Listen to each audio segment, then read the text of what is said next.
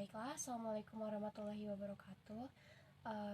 Pada kesempatan kali ini, yaitu dalam mata kuliah Kapita Selekta, kami dari kelompok 7 akan menyampaikan materi mengenai pendidikan keluarga, di mana saya sendiri yaitu Sagita sebagai moderator dan rekan saya yaitu Stefani Mudar sebagai pemateri pada hari ini. Baik, tanpa memperpanjang kata-kata mukadimah, langsung saja materi yang pertama yaitu akan disampaikan oleh Stefani Mudar. Kepada Ranti dipersilakan.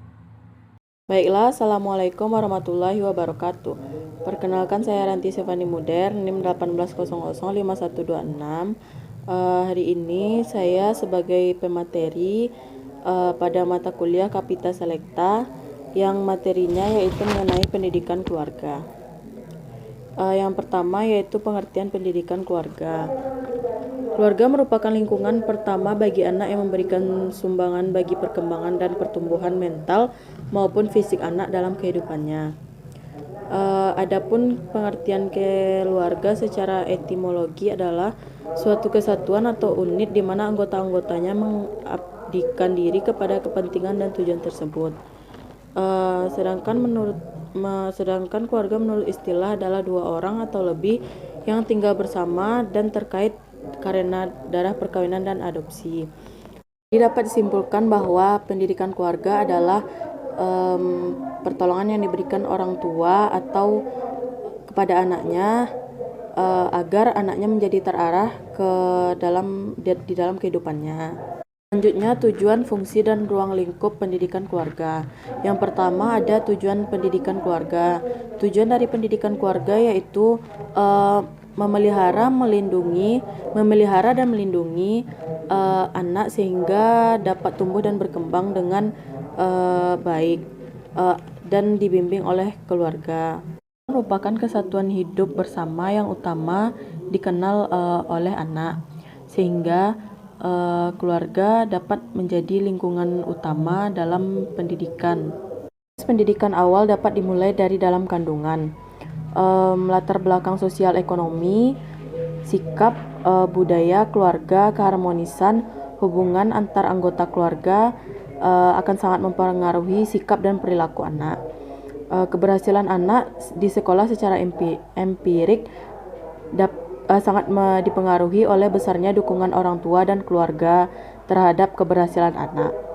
Selanjutnya yaitu fungsi pendidikan keluarga.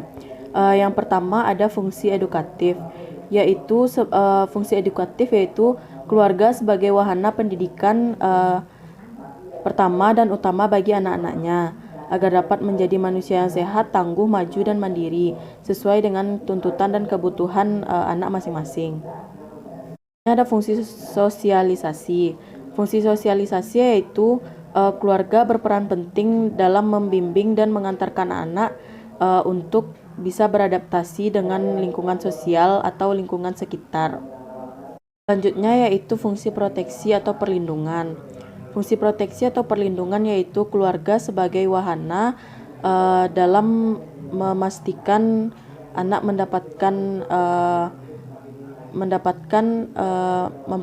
memperoleh rasa nyaman, aman, tentram, dan damai di dalam keluarga. Selanjutnya yaitu fungsi afeksi atau perasaan, yaitu keluarga sebagai wahana untuk menumbuhkan rasa cinta dan kasih sayang terhadap keluarga dan anggota masyarakat. Selanjutnya yaitu fungsi religius. Fungsi religius yaitu keluarga sebagai wahana untuk menciptakan insan-insan yang beriman dan bertakwa kepada Tuhan Yang Maha Esa sesuai dengan ajaran agamanya. Selanjutnya yaitu fungsi ekonomi. Fungsi ekonomi adalah keluarga sebagai wahana pemenuhan kebutuhan ekonomi dari fisik maupun materi, yang sekaligus mendidik keluarga untuk hidup efisien, ekonomis, dan rasional. Selanjutnya fungsi rekreasi. Keluarga harus menjadi lingkungan yang nyaman, menyenangkan, ceria, hangat, dan penuh semangat. Selanjutnya yaitu fungsi biologis. Fungsi biologis yaitu keluarga sebagai wahana menyalurkan kebutuhan reproduksi sehat kepada terhadap anak. Selanjutnya yaitu ruang lingkup pendidikan keluarga. Sejak anak dalam kandungan, orang tua sudah bertanggung jawab penuh atas keselamatan dan perkembangan anak. Tanggung jawab orang tua terhadap perkembangan dan pendidikan anaknya tampaknya lebih berpangkal pada tanggung jawab moral, dan akan bertambah ringan apabila anak sudah mampu berdiri sendiri, karena pada akhirnya orang tua juga harus melepaskan anaknya untuk berdiri sendiri tanpa bimbingan orang tua lagi. Selanjutnya yaitu karakteristik pendidikan keluarga. Ciri-ciri atau karakteristik pendidikan informal atau pendidikan keluarga yang pertama yaitu kegiatan belajar terbentuk secara mandiri. Maksudnya yaitu kegiatan belajar tersebut terbentuk secara mandiri tanpa adanya pembimbing ataupun guru yang harus mengajarkan anak. Selanjutnya yaitu tidak terikat dengan waktu dan tempat. Pendidikan informal atau pendidikan keluarga tidak terkait atau tidak adanya waktu, tidak terbatas waktu dalam mengajarkan pendidikan keluarga. Jadi dimanapun dan kapanpun pendidikan keluarga bisa diajarkan. Selanjutnya, proses belajar berlangsung tanpa harus adanya pendidik dan peserta didik, namun antara orang tua dengan anak atau kakak beradik. Selanjutnya yaitu tidak mengenal persyaratan usia. Di dalam pendidikan keluarga tidak adanya batasan usia yang mengajar ataupun yang diajar. Selanjutnya yaitu tidak adanya persyaratan khusus yang harus dilengkapi, baik itu dari yang mengajarkan ataupun yang diajarkan. Selanjutnya yaitu peserta didik tidak perlu mengikuti ujian tertentu, karena di dalam pendidikan keluarga hanya dibutuhkan dalam mengimplementasikan atau sikap yang dilakukan oleh si peserta didik kepada semua orang. Selanjutnya yaitu proses pendidikan dilakukan oleh keluarga dan lingkungan. Di sini maksudnya proses pendidikan tersebut dilakukan atau diajarkan oleh anggota keluarga ataupun di lingkungan di sekitar tempat tinggal dan masyarakat. Selanjutnya yaitu tidak ada kurikulum yang harus dijalankan, karena pendidikan keluarga tidak seperti sekolah yang sudah terstruktur mulai dari kurikulum, proses pembelajaran, dan saat proses pembelajaran. Selanjutnya yaitu tidak ada tingkat dalam proses pendidikannya, karena di dalam pendidikan keluarga semua anggota keluarga harus mendapatkan ilmu dari anggota keluarga lain. Jadi tidak ada tingkatan atau batasan yang diperlukan untuk mengajarkan pendidikan keluarga terhadap anggota keluarga. Selanjutnya yaitu proses pendidikan dilakukan terus-menerus tanpa mengenal ruang dan waktu. Maksudnya di sini yaitu pendidikan keluarga dapat dilakukan di mana saja oleh anggota keluarga, baik itu di rumah ataupun di luar saat sedang bepergian atau sedang berjalan dengan anggota keluarga lain. Selanjutnya yaitu orang tua adalah guru bagi anak didik. Di dalam pendidikan keluarga, orang tua adalah orang yang derajatnya paling tinggi di dalam suatu keluarga. Oleh karena itu, orang tua adalah guru bagi anak-anak didik di dalam keluarga. Baiklah, sekian penyampaian materi dari saya. Selanjutnya saya serahkan kepada moderator.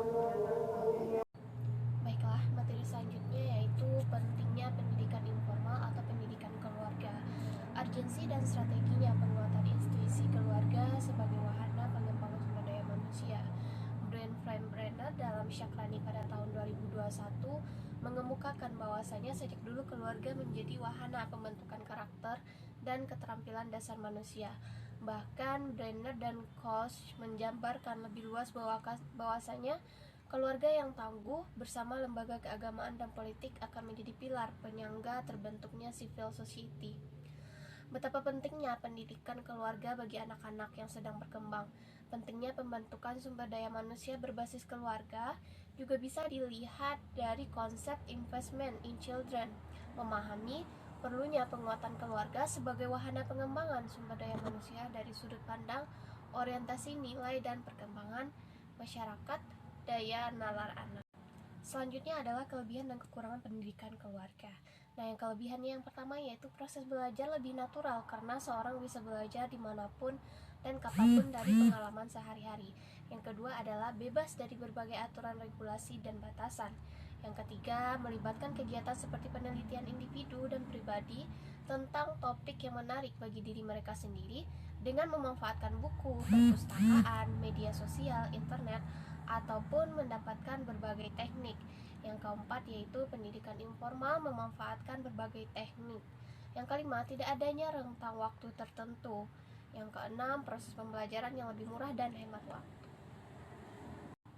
Selanjutnya yaitu kekurangan. Nah, kekurangannya di sini yaitu yang pertama, informasi yang diperoleh dari internet, media sosial, TV, radio, ataupun percakapan dengan teman, anggota keluarga dapat menyebabkan disinformasi atau kesalahpahaman.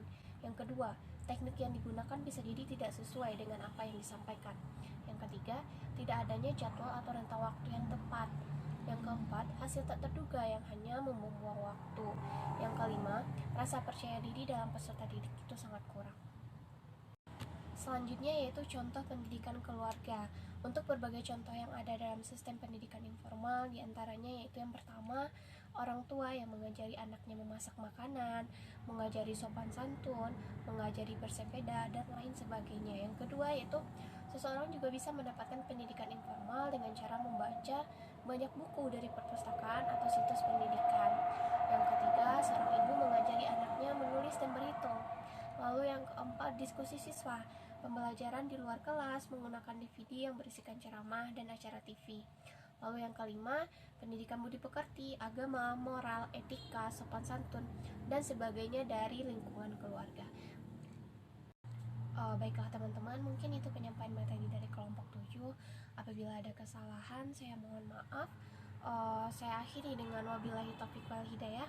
Wassalamualaikum warahmatullahi wabarakatuh.